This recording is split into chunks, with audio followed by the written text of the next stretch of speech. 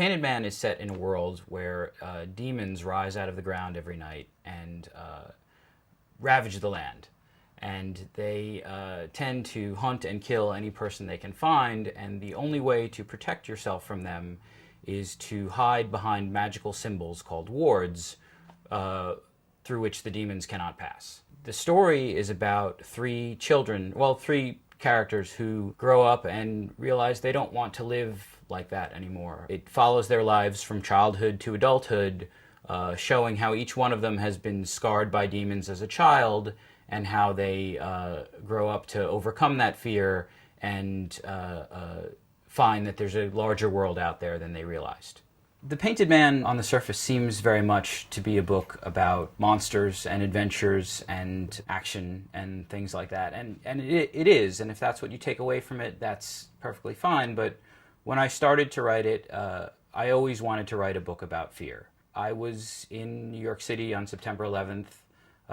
My father and mother-in-law were in the Twin Towers when the attack happened. They got out safely. They were one of the ones that got evacuated, but I saw what that did to people in New York. I saw how fear can affect people and how it makes some people freeze up and it makes other people leap into action that may or may not be the wisest course of action, but they can't just stand still anymore.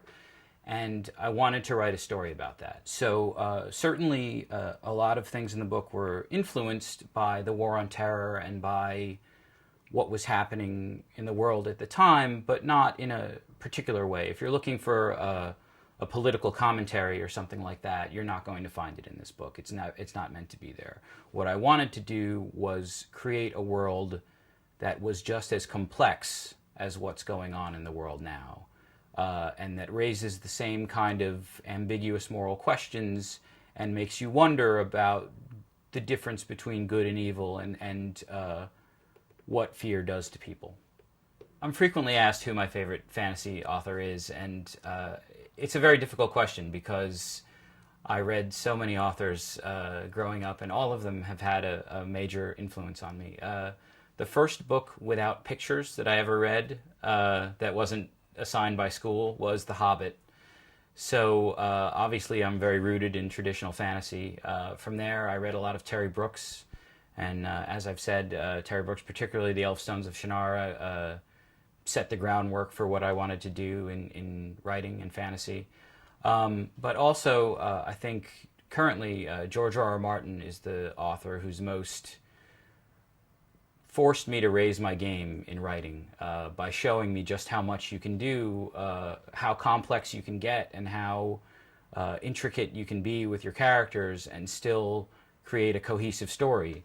The next book will be very different in a lot of ways, perhaps a little more brutal, as all of the plans that I've laid have come to fruition, and now there will be a clash of peoples and ideals.